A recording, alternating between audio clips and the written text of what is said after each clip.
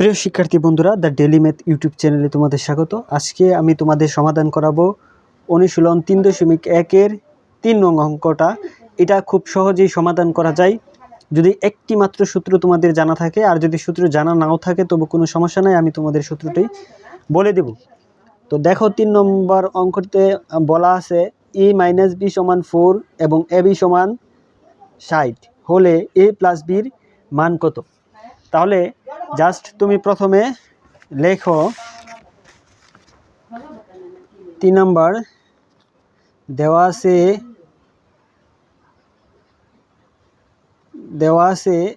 a - b = 4, ab = 16। তাহলে আমাদের a + b মানটা বের করতে বলছে। তাহলে সুতরাং a + b, তো এটা তো আমাদের কোনো সূত্র জানা নাই বা আমরা কোনো করতে পারি না, তার জন্য আমরা আগে স্কোয়ারের মানটা বের করব। তাহলে দেখো a + b হোল স্কোয়ারের মান বের করব। a + b হোল স্কোয়ারের সমান সূত্র হচ্ছে a - b whole square plus 4ab, এটা সবাই জানো। এখন তুমি মান বসাবা। তাহলে ab এর মান হচ্ছে 4, তার উপরে স্কোয়ার প্লাস তারপরে 4 ইন্টু ab এর মান হচ্ছে 60।